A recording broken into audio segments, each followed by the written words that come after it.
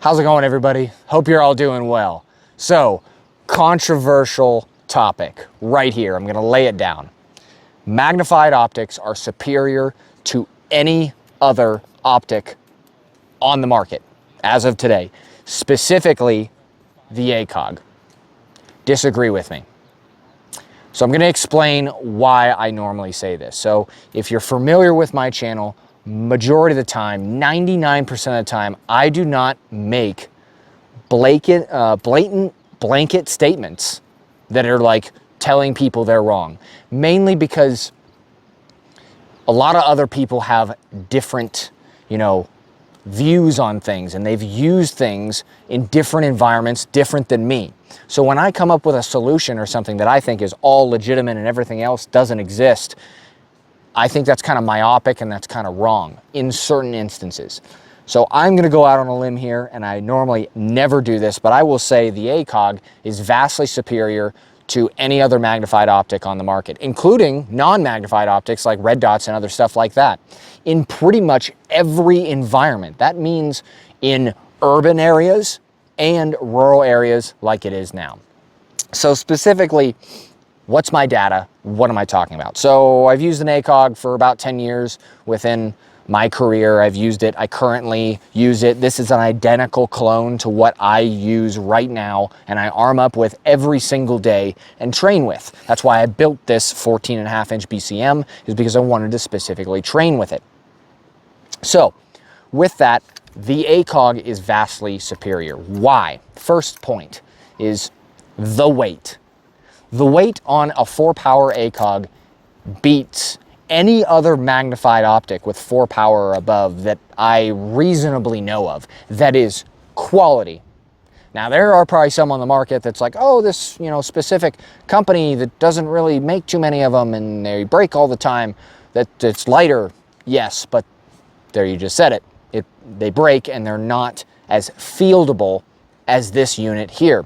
Now, I know there's LPVOs out on the market. Cool, they do 1 to 6, 1 to 8, 1 to 10 power. Magnification is key. Absolutely, I'd love to have that magnification.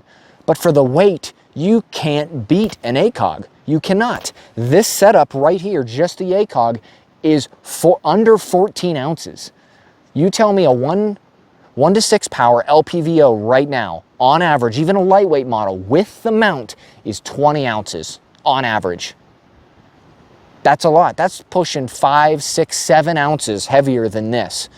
I get it, you're getting variable, but this setup right here, my SBR, is lighter weight than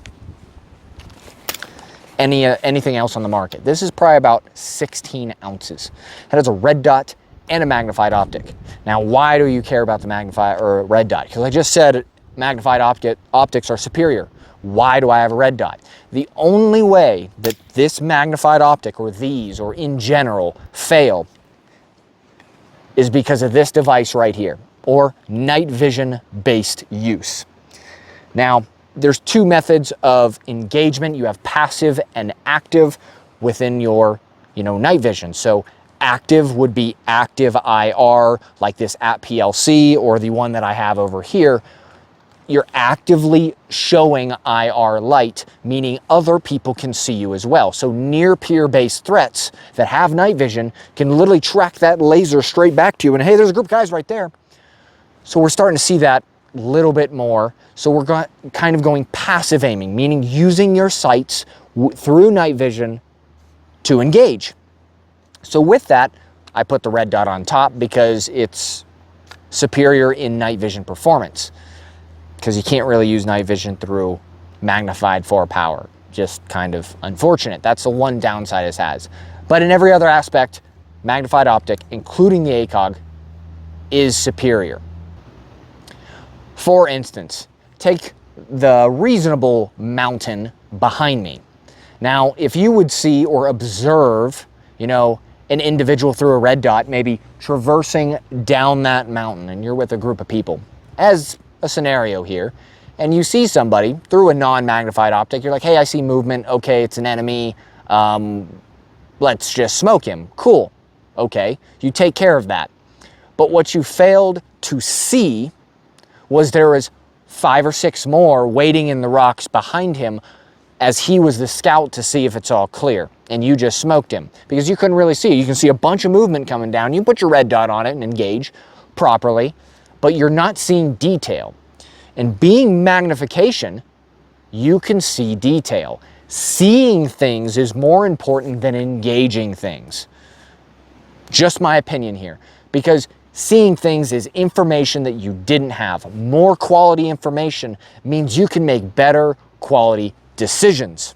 Better decisions in general grand scheme of stuff is going to be better. So if you had a magnified optic, and there's a bunch of you down here and looking up there and you saw one person, but you scanned generally around him and saw some movement behind him because you're magnified and you can see better, you're gonna say, hey, how about we wait a second and see if those group of people come down and to see if this guy is just a scout. So now that guy, scout goes all the way back up there, tells his buddy, hey, come back down. Now they're traversing through an open area that is vulnerable, and now you engaged a squad size, group of folks, maybe 7 to 12 people, and superiorly accurate fire took them out because you had better intel. For the weight, in my opinion, you can't beat it. Now I get it, ACOGs are expensive, but that's because they work, they're in a military contract, and they have extremely quality glass. You're gonna have to really put some cash into it, but I would say an ACOG by Trigicon. Now I know there's some others out on the market too. I love my aim points, which aren't magnified, and then they talk about magnifiers that you can flip over on red dots. I still don't think that they're honestly that great. In certain niches, maybe, but I'll go to an ACOG all day long, personally, even in an urban environment. Urban does not mean close quarters combat all the time. There's a interesting video that Brass Facts came out with, and he talks about that urban environments are not close quarters combat, and I would 100% agree with that, as you're still getting those long range shots, and you're still wanting to gather information, because information is superiorly better than maybe taking one person out of the fight, just in my opinion. So, like I said, I have different setups. If you're interested in the weapon systems, this is a BCM SBR running a silencer co, hybrid on the front at PLC, Surefire M600, and then this is a TA NSN01, the original ACOG with the crosshairs, not the chevron. The chevron's over here, and then an RMR on top. SBR, of course. Sling is a Blue Force gear.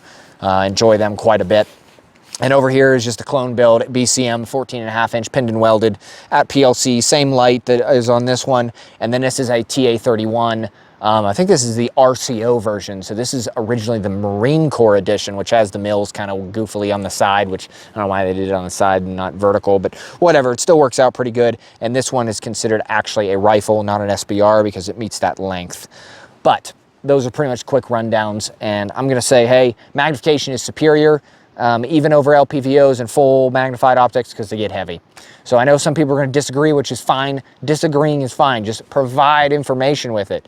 And I normally don't step out on a limb and say this kind of stuff. It's just I would agree heavily on my statement, what I said. So, like I said, I didn't go over everything because like CQB, bind and naming concept, all that kind of stuff. Is it valid? Is it not? Does it work? Have we used it? Yes, like all that kind of stuff. Large topic, can't discuss everything, but really blanket statement with a couple facts brought your way. So if you guys like this kind of stuff, want to see more, want to hear more on this topic or other topics like this, definitely like, subscribe, consider being a Patreon. Definitely helps out for myself and the channel quite a bit, and I put that money back into the channel where you see different gear and products being used, other stuff like that. If you don't want to be a Patreon, there's PayPal, and then if you don't want to donate at all, if you just hit like and subscribe, it definitely helps me out, and just keep enjoying the free content. Other than that, I hope you all have a great day.